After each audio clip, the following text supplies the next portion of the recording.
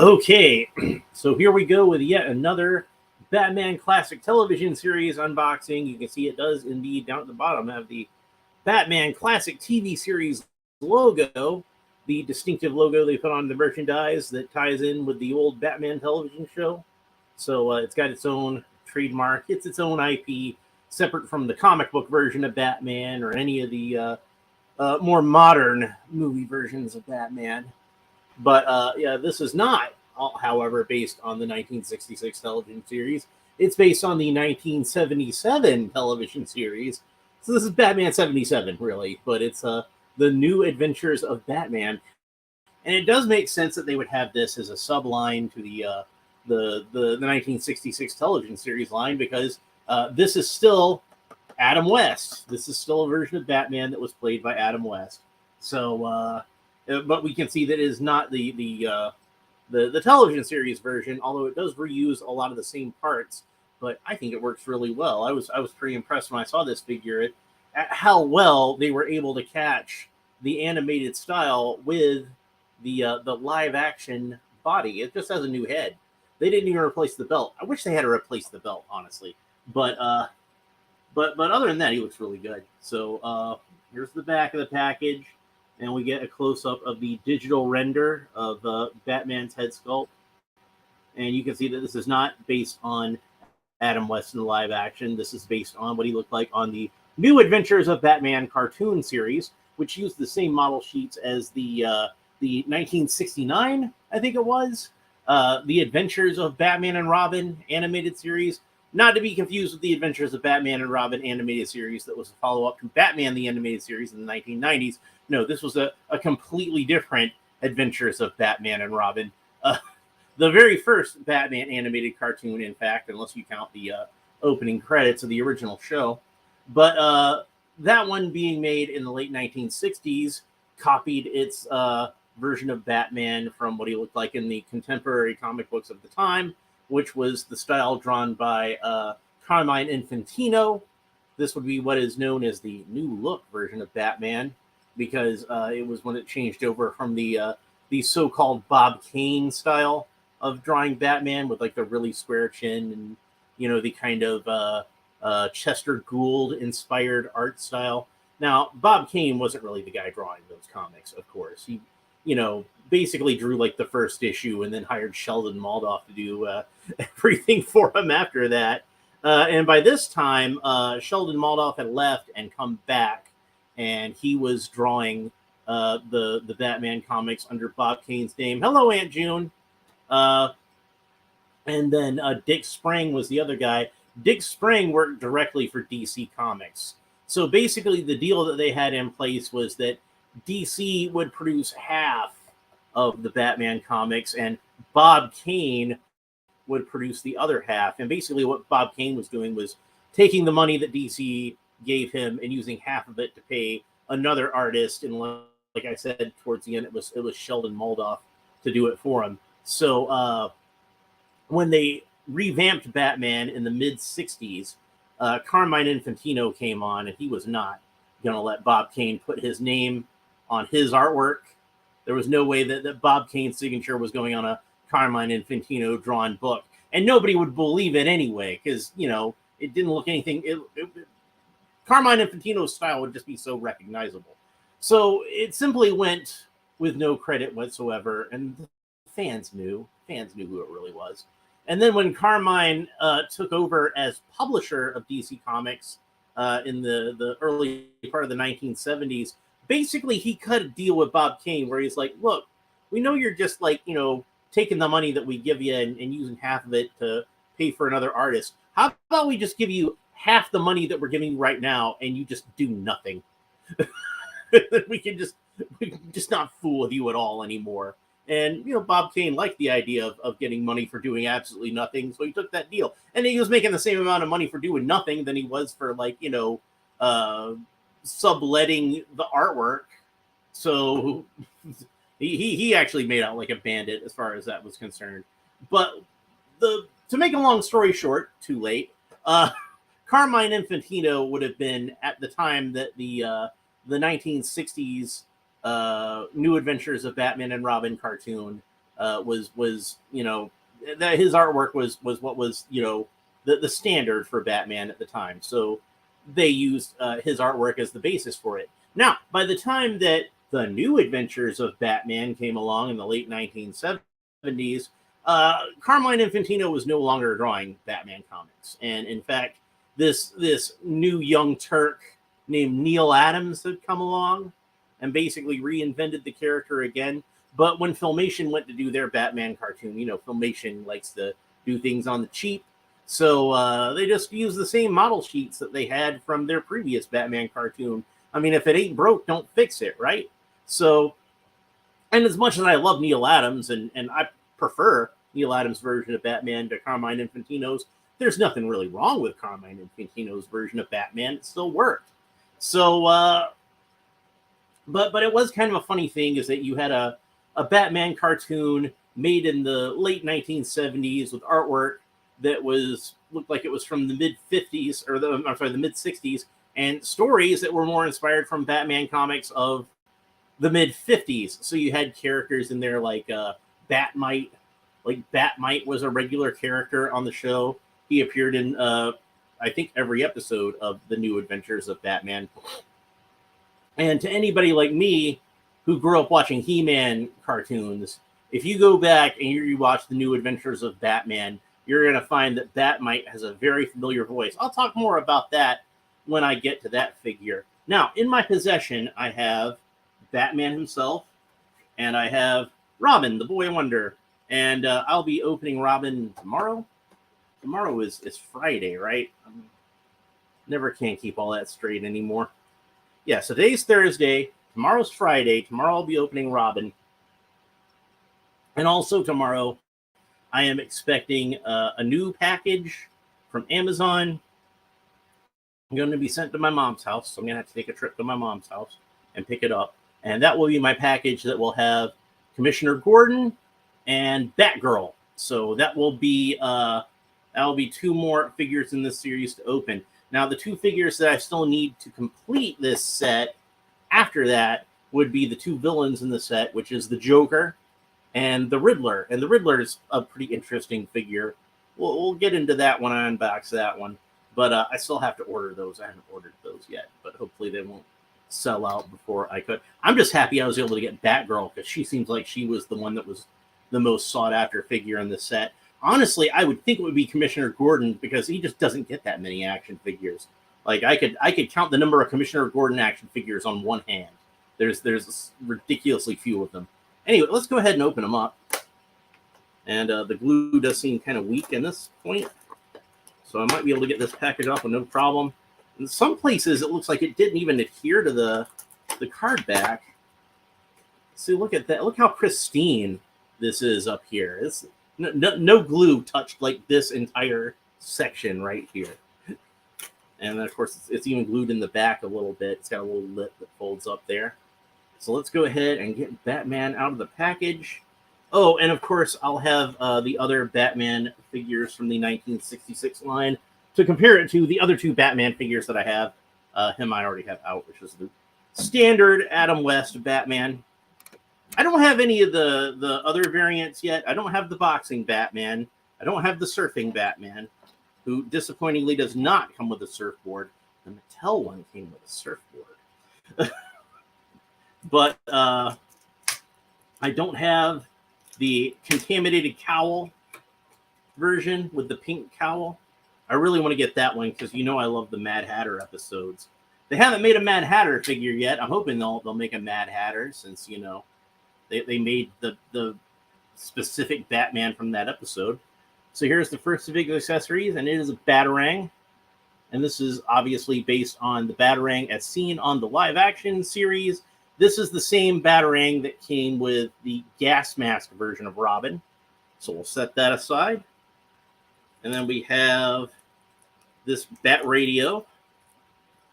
And this will be familiar, of course, to viewers of the 1966 television series. And the feature film, very prominently featured in that.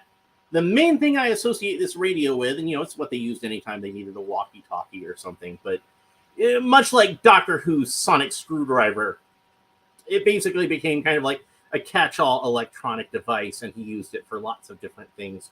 But in the movie, when Batman and Robin were investigating the tricky buoy with the Mirage projector on it, and the Penguin was shooting torpedoes at him from his war surplus pre-atomic submarine that had been, redecoed to look like a penguin, of course. Batman was using it to send out ultra high frequencies to detonate the torpedoes before they could hit the buoy.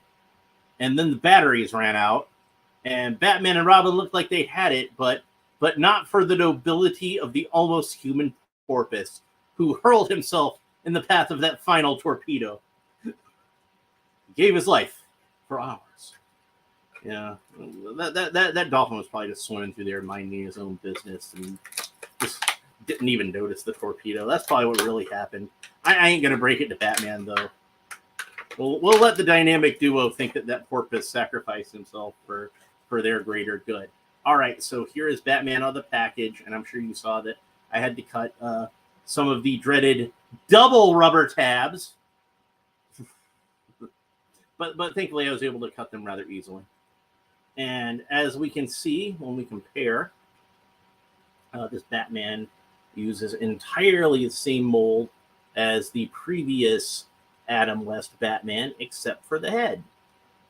And the head, like I said, is very much based on the model sheets that we saw in the two Filmation animated series, very much based on the artwork of Carmine Infantino. So even if you're not really a fan of, either of those television shows, if you're a fan of Silver Age comics, you might want to pick this up just because it looks like the Silver Age version of Batman from the comics. And his cape is cut in the same kind of irregular pattern. Yes, the dreaded double tabs. The bane of my existence. Not to be confused with the bane of Batman's existence, which is Bane. So, and then just for the sake of being completionist, I have my lunchbox here, and we will get out the lunchbox Batman figure, which of course has the unique paint scheme of the inspired by Topps trading cards.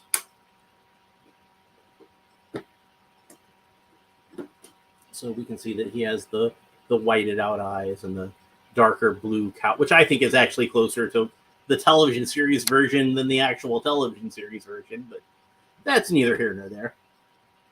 And we can compare our Filmation Batman with our Topps trading card Batman. And they both have the whited out eyes. They both have the black shading on the front of the cowl. They both have the eyebrows painted on. So these all are, kind of distinct versions of, the Adam West Batman, but various iterations of them. I also have one other Adam West figure in this scale, but I forgot to see if I could find him in the stuff I have over here, because I know he's in my storage, but I don't know if he's in my storage that I have over here or my storage that I have in my storage unit.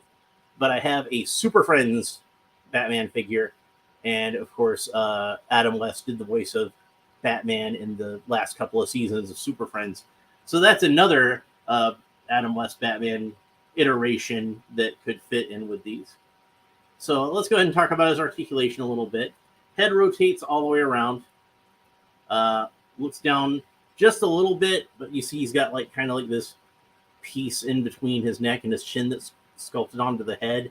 I'm guessing that's to kind of smooth out some of the wrinkles in the cowl and make it look a little more like what it looked like on the animated show, but I'm not sure. But it does kind of hinder any kind of downward movement that he would have with the head, and it just kind of barely looks up. And kind of somewhat tilt it quizzically from side to side.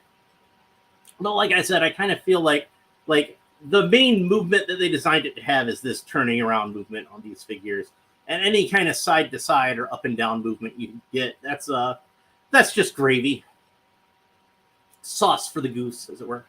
So arms, of course, rotate all the way around.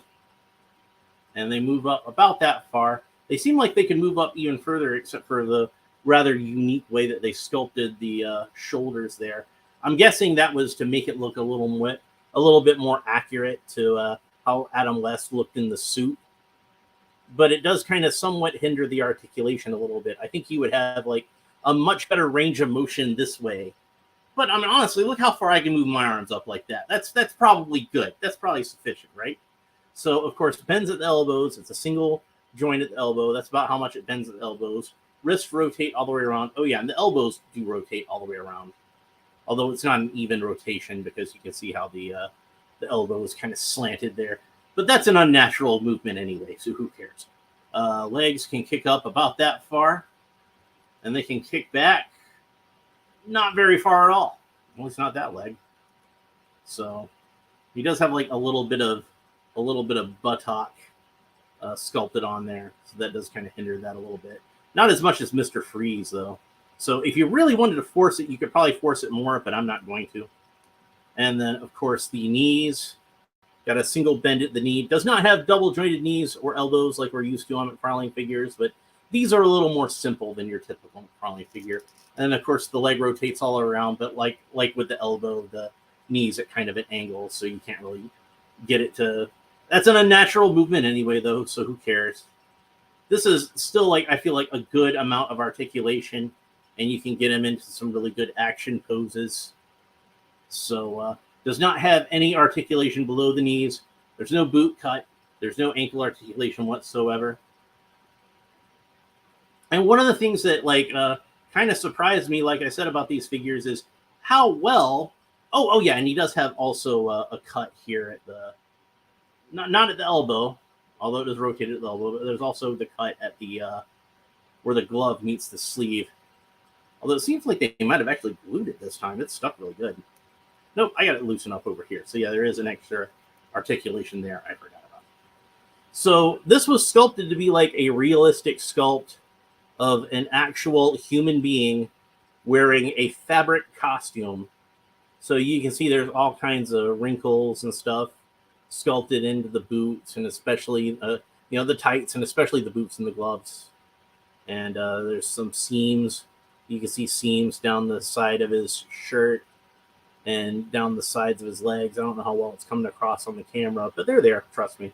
But yeah, it surprised me how well that even with all those wrinkles and everything, that this version of Batman translated from the live action Adam West sculpt into the animated form.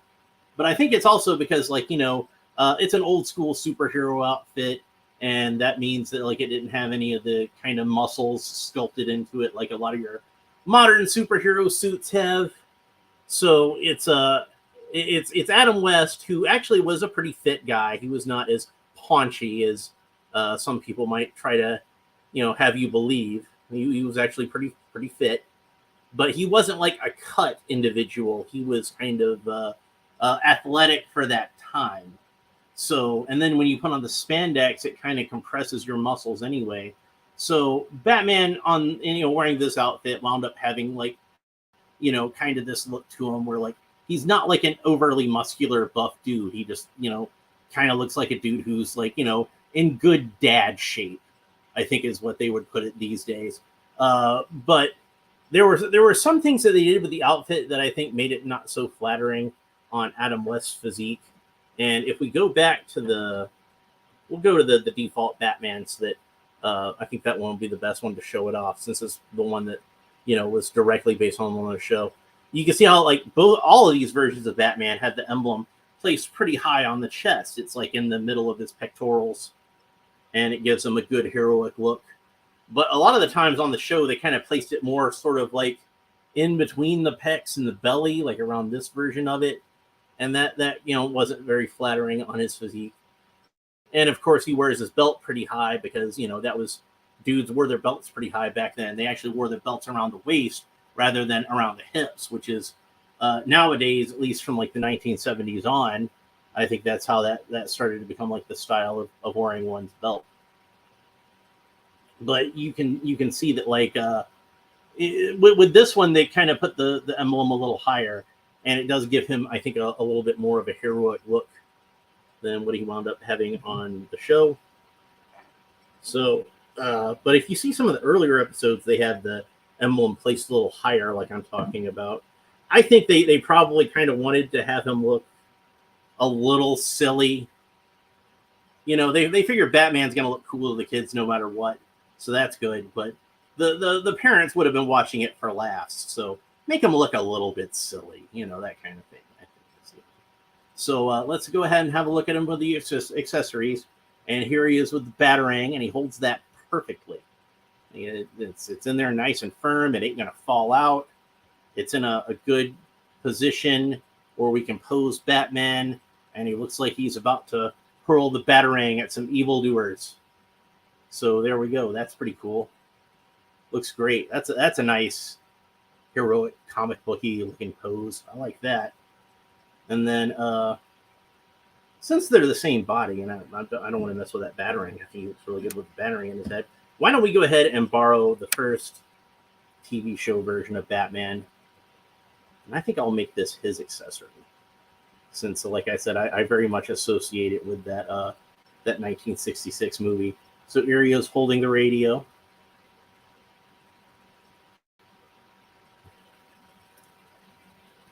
So, you know where he's talking into it.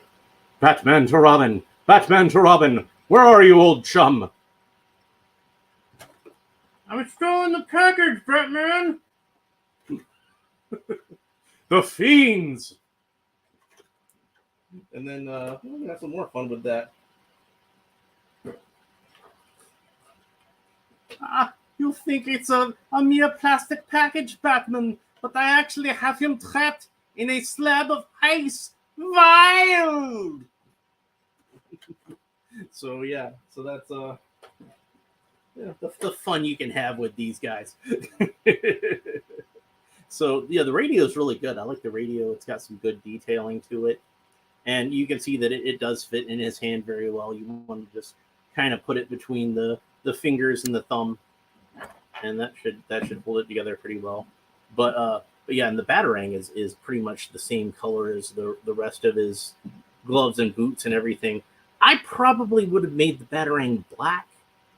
That's just me, because I seem to remember when they used the Batarang on the show, it was on the animated show, it was a black Batarang. I kind of suspect maybe they made it a blue Batarang so that, you know, you could use it with your 1966 Batman if you wanted to.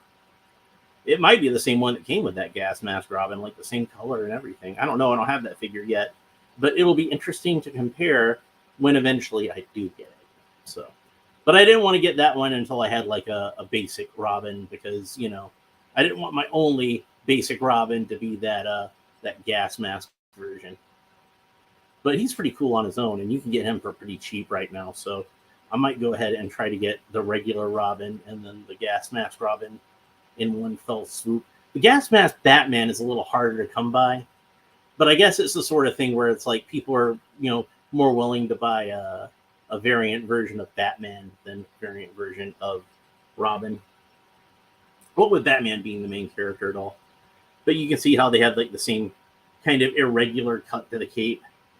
I think it's supposed to represent like the way that the cape kind of would bunch up when it was draped over his shoulders like that. I don't know for certain, but and it is the same kind of light, sort of chintzy plastic or fabric that they used on these other Batman capes. It's just you can tell it's a brighter shade of blue to more match with the animated look, but it still has a sort of sheen to it, like the 1966 capes have. So that's nice.